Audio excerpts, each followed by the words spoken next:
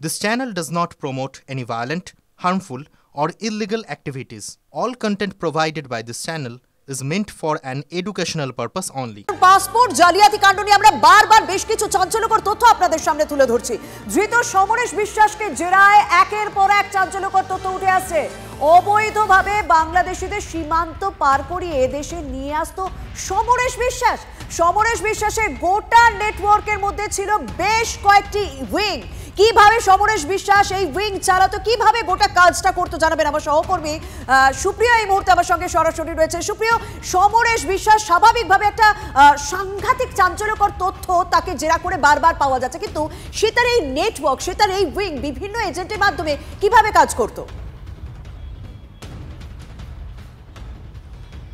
দেখো, এই যে সমরেশ বিশ্বাস, যাকে এখনো পর্যন্ত তদন্তকারীরা যেটা মনে করছেন যে এই ভারতীয় জাল পাসপোর্ট তৈরি চক্রের অন্যতম কিংপিন, আর এই জাল ভারতীয় পাসপোর্ট শুধুমাত্র তৈরি করাই নয়, তার পাশাপাশি বাংলাদেশি নাগরিক যারা জাল ভারতীয় পাসপোর্টের অপেক্ষায় থাকতো তাদেরকে বিভিন্ন সময় ভারত বাংলাদেশের যে সীমান্ত অবৈধভাবে সেই সীমান্ত পার করে এদেশে নিয়ে আসার কাজও কিন্তু এই সমরেশ বিশ্বাস এবং তার যে নেটওয়ার্ক ছিল, সেই নেটওয়ার্কের যারা এজেন্টরা ছিল তাদের মাধ্যমে করা হতো, এমনই কিন্তু ইঙ্গিত তদন্তকারীরা হাতে পেয়েছেন।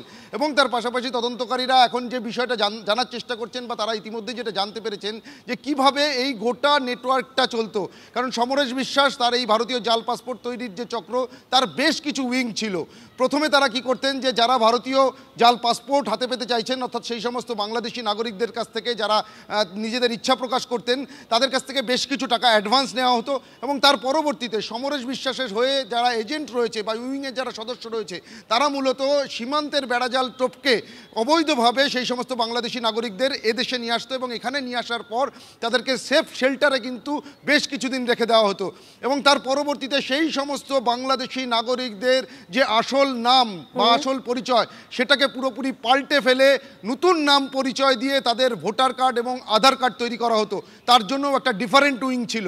অন্যদিকে এই সমস্ত বাংলাদেশি নাগরিকদের যে নতুন নাম পরিচয় হলো, সেই নাম পরিচয় ব্যবহার করে তাদের জন্য ভুয়ো রেসিডেন্সিয়াল সার্টিফিকেট জোগাড় করা হতো, এবং সেক্ষেত্রে কিন্তু পঞ্চায়েত এলাকার ঠিকানা বেশি ব্যবহার করা হতো।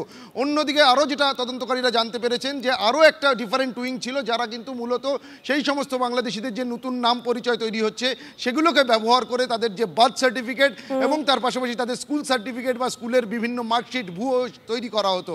আর এই সমস্ত যাবতীয় নথিপত্র যেগুলো এক এক করে তৈরি করা হতো, সেগুলোকে ব্যবহার করেই পরবর্তীতে তারা পাসপোর্টের জন্য আবেদন করতেন। এবং সেখানেও কিন্তু তদন্তকারীরা যেটা মনে করছেন, যে শুধুমাত্র যে এই সমরেশ বিশ্বাস বা তার নেটওয়ার্কের যারা রয়েছেন তা কিন্তু নয়, তার পাশাপাশি বিভিন্ন সরকারি দপ্তরের যারা অস্থায়ী কর্মী রয়েছেন তাদেরও কিন্তু ইনভলভমেন্টের তথ্য ইতিমধ্যেই হাতে এসছে। সেরকম কয়েকজন ইতিমধ্যেই গ্রেপ্তার হয়েছে। অর্থাৎ সমরেশ বিশ্বাসের যে বেশ কিছু উইং ছিল, এই গোটা চক্রের যারা এজেন্টরা ছিল, তারা যে বিভিন্নভাবে এই সমস্ত নথিপত্র জোগাড় করা থেকে শুরু করে অবৈধভাবে সীমান্ত পার করে বাংলাদেশিদের নিয়ে আসার কাজ করত, এমনই তথ্য কিন্তু একদম অবৈধভাবে বাংলাদেশ থেকে মানুষ আনা এবং পাকাপাকি ভাবে এদেশের বাসিন্দা করে তোলা, এই পুরো যে গোটা প্রসেস হয় সেটা সাংঘাতিক সিস্টেমেটিক ওয়েতে করতো এই সমরেশ বিশ্বাস। এবং এই সমস্ত কাজের জন্য তার আলাদা আলাদা নেটওয়ার্ক, আলাদা আলাদা উইং কাজ করতো। এবং সব থেকে চিন্তার, সব থেকে উদ্বেগের বিষয়, বিভিন্ন সংস্থা যে কাজ করতো তা না, বিভিন্ন সরকারি কর্মীও এই কাজের মধ্যে যুক্ত রয়েছে, এরকমই সন্দেহ রয়েছে। ইতিমধ্যে বেশ কয়েকজনকে গ্রেপ্তারও করা হয়েছে। অনেক ধন্যবাদ সুপ্রিয়। এর পাশাপাশি আমরা অন্য খবরের দিকে নজরও রাখতে হবে, কারণ কলকাতায় অস্ত্র উদ্ধারের ঘটনা মনে আছে তো, শিয়ালদার কাছে সেই অস্ত্র উদ্ধার, সেই ঘটনার তদন্তও তো চলছে, এবং সেই তদন্তেও একের পর এক নতুন তথ্য। ধৃত মোহাম্মদ ইলিয়াস বিহারের দুই বাসিন্দাকে গাড়িতে করে কলকাতায় নিয়ে আসে। রেলপথে ধরা পড়ে যাওয়ার ভয়ে গাড়ি ব্যবহার করেছিল ইলিয়াস, কারণ রেলপথে অস্ত্র নিয়ে আসা, স্বাভাবিকভাবে অন্য কাউকে নিয়ে আসা, যদি কোনো রকম চেকিং হয় সেখানে কোথাও ধরা পড়ে যাওয়ার আশঙ্কা ছিল, যে কারণে অনেক আগে থেকে সে প্ল্যান করে রেখেছিল, ভয়ে সে গাড়ি ব্যবহার করেছিল। গাড়িটি কার নামে নথিভুক্ত তা খতিয়ে দেখছে এই মুহূর্তে এসটিএফ। দুই অভিযুক্তকে জিজ্ঞাসাবাদ করে ইলিয়াসের খোঁজ পাওয়া যায়। দুজনকে গেস্ট হাউসে রেখে চলে গিয়েছিল ইলিয়াস। শিয়ালদা থেকে গাড়ি সহ তাকে ধরেন তদন্তকারীরা।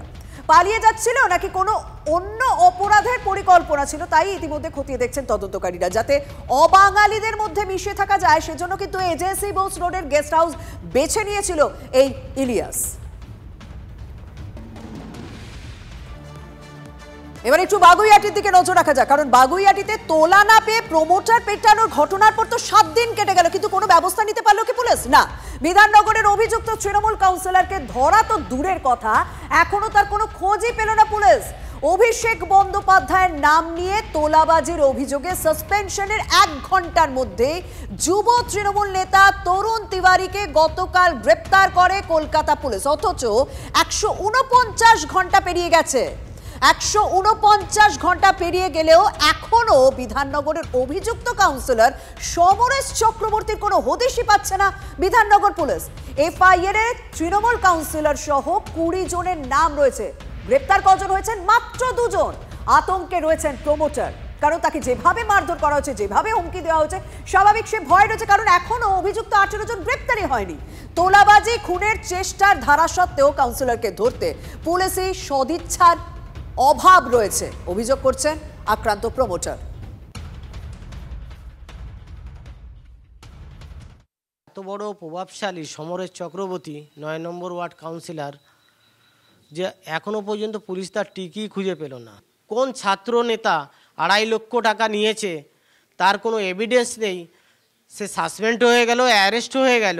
আর এর ভিতর এই সমরেশ চক্রবর্তীর পুরো এভিডেন্স দিচ্ছি, অডিও দিচ্ছি, ভিডিও দিচ্ছি, তা সত্ত্বেও এ অ্যারেস্ট হচ্ছে না। এটা তো একটা ভাবার বিষয়, বা আতঙ্কিত, এটা চিন্তিত। পুলিশও প্রচুর চাপে আছে, কোনো কেউ না কেউ মাথায় বড় কিছু আছে, তার জন্য কেউ অ্যারেস্ট হচ্ছে না।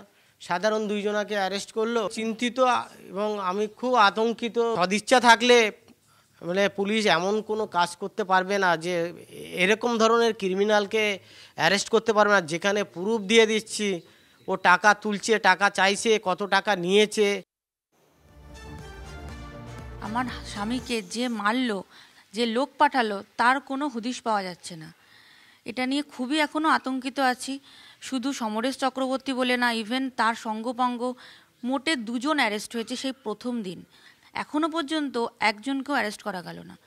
পুলিশের পক্ষে সম্ভবই না যে একজনকেও আর অ্যারেস্ট করতে পারছে। এটা নিয়ে খুব ভাবাচ্ছে, খুব আতঙ্কিত। এই ঘটনার পাশাপাশি দেখুন, গতকালই আমরা কি ছবি আপনাদের সামনে তুলে ধরেছি। তরুণ তিওয়ারি অভিষেক বন্দ্যোপাধ্যায়ের নাম করে তোলা তুলছিল, তাকে যেই সাসপেন্ড করা হলো তার 1 ঘন্টার মধ্যে তাকে পুলিশ গ্রেপ্তার করলো। কিন্তু এই অভিযুক্ত তৃণমূল কাউন্সিলর সমরেশ চক্রবর্তী, তাকে তো সে তো এই প্রমোটার পেটানোর ঘটনার পর 7 দিন কেটে গিয়েছে, 149 ঘন্টা কেটে গিয়েছে, কিন্তু তার কোনো রকম টিকিয়ে ধরতে পারছে না বিধাননগর পুলিশ। স্বাভাবিকভাবে রাজনৈতিক চাপানুতর কিন্তু বাড়ছে এবং শাসক দল যথেষ্ট বিষয়টিকে মানে এড়িয়ে যাওয়ার চেষ্টা করলেও বিরোধীরা কিন্তু এই মুহূর্তে শাসক দলের ভূমিকা বা পুলিশ প্রশাসনের ভূমিকা নিয়ে সরব। আমি সব প্রমোটারদেরকে অনুরোধ করব যে আপনারা তৃণমূল কংগ্রেসের এই মুখটাকে আগে খুলুন, না হলে এই রিসোর্ট বানানো কাউন্সিলররা মৌজ মস্তি করে যাচ্ছে, আর অন্যান্য প্রমোটাররা নিজেরই বন্ধুর মাথা ফেটেছে দেখে যদি ঘুমিয়ে থাকে, তাহলে তো ভবিষ্যতে এই পশ্চিমবঙ্গে আর কি রিয়েল এস্টেট বা এই ধরনের হাউজিং বা প্রমোটারের সাথে যারা যুক্ত, তাদের ভবিষ্যতেও কিন্তু অন্ধকার। কাউন্সিলরের ব্যাপারে তো তদন্ত চলছে, অনেকে বলছে যে উনি ছিলেন না, কিন্তু গ্রেপ্তার তো হয়েছে 2 জন। পুলিশ তদন্ত করছে, দোষী হলে নিশ্চয়ই শাস্তি হবে। যে কেউ আত্মগোপন করলে তাকে ট্রেস করার জন্য পুলিশ নিশ্চয়ই চেষ্টা করছে, এটা পুলিশ প্রশাসনের বিষয়।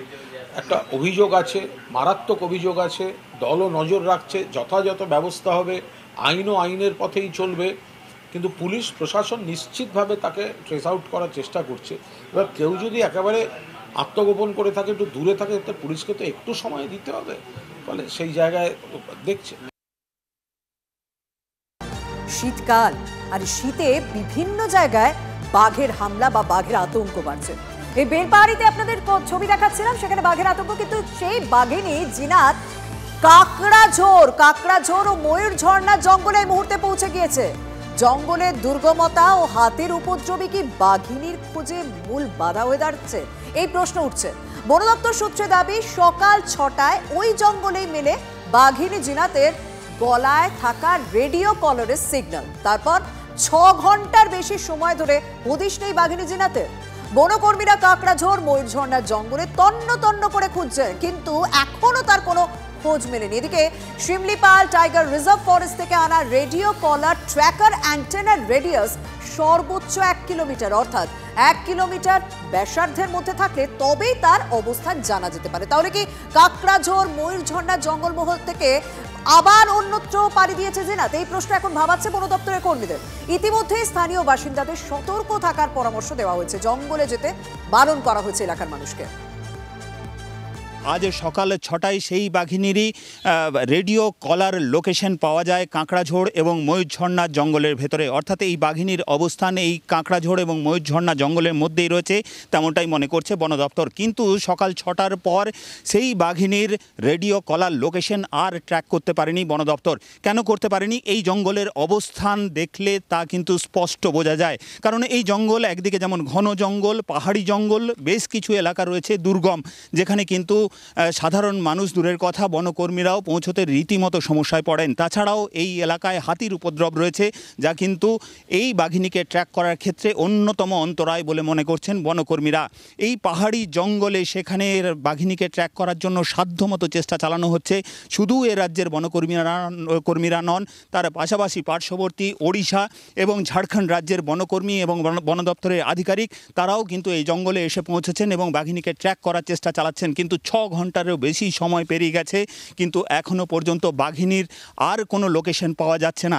সাধারণভাবে বন দপ্তরের কর্মীদের কাছ থেকে যেটা জানা গেছে, যে বন দপ্তরের হাতে যে রেডিও কলার লোকেশন ট্র্যাকার অ্যান্টেনা রয়েছে তার রেডিয়াস হচ্ছে 1 কিলোমিটার, অর্থাৎ 1 কিলোমিটার রেডিয়াসের মধ্যে যদি ওই বাঘিনীর রেডিও কলার আসে তবেই সেই বাঘিনীকে অ্যান্টেনার মাধ্যমে তার লোকেশন ট্র্যাক করা সম্ভব হবে। কিন্তু সেই অ্যান্টেনায় এখনও পর্যন্ত বাঘিনীর গলায় থাকা রেডিও কলার থেকে কোনো সিগন্যাল মেলেনি। অন্তত 6 ঘন্টা ধরে সেই সিগন্যাল না মেলায় কিন্তু চিন্তার ভাঁজ ক্রমশ চওড়া হচ্ছে বন দপ্তরের আধিকারিকদের কপালে। তাহলে কি এই বাঘিনী অন্য কোথাও চলে গেছে? সেই আশঙ্কাও কিন্তু একেবারে উড়িয়ে দেওয়া যাচ্ছে না। এই যে কাকড়াঝোড়ের জঙ্গল, এই জঙ্গলের অবস্থান হচ্ছে একেবারে 3 রাজ্যের সীমানায়। একদিকে পশ্চিমবঙ্গ, বেশ কিছুটা গেলেই রয়েছে ওড়িশা, আরেক দিকে রয়েছে ঝাড়খণ্ড। অর্থাৎ এই 3 রাজ্যের সীমানা পেরিয়ে যে কোনো সময় যে কোনো রাজ্যে ঢুকে পড়তে পারে সেই বাঘিনী, অন্তত তেমনটাই আধিকারিকদের ধারণা। আর তাই যদি হয় তাহলে এ রাজ্য থেকে কি বাঘিনী বেরিয়ে গেছে, অন্য রাজ্যে চলে গেছে, সেই সম্ভাবনাও কিন্তু একেবারে উড়িয়ে দেওয়া যাচ্ছে না। যতক্ষণ পর্যন্ত না এই বাঘিনীর রেডিও কলার লোকেশন ট্র্যাক করা সম্ভব হচ্ছে, ততক্ষণ কোনো সম্ভাবনাই উড়িয়ে দিতে চাইছেন না বন দপ্তরের আধিকারিকরা। কাকড়াঝোড় থেকে ক্যামেরায় বুধন কর্মকারীর সঙ্গে হীরক মুখার্জি, TV9 বাংলা। বাঘ খুব লম্বা ডিস্টেন্স চলতে পারে, এর আগেও এরকম অনেক ইনস্ট্যান্স আছে যেখানে বাঘ অনেক লম্বা দূরত্ব কভার করেছে। ব্যর্থতা তো বটেই, কারণ গত ধরুন 15 দিন প্লাস 15+ ডেজ উড়িষ্যার পুরো টিম একটা রেডিও কলার টাইগার, তাকে ট্র্যাক করতে পারছে না, তাকে কিছুতেই কর্নার করতে পারলো না, ট্র্যাঙ্কুলাইজ করতে পারলো না। সে একটা স্টেট থেকে আরেকটা স্টেট মুভ করছে। এই এতগুলো জায়গা যে আলাদা আলাদা ল্যান্ডস্কেপে সে যাচ্ছে, প্রত্যেকটা জায়গার আলাদা আলাদা একটা করে ডায়নামিক আছে। তো এই জিনিসগুলোকে যদি মেনে নিতে হয় তাহলে তো ধরেই নিতে হবে উড়িষ্যা ফরেস্ট ডিপার্টমেন্ট বিরাটভাবে ব্যর্থ হয়েছেন।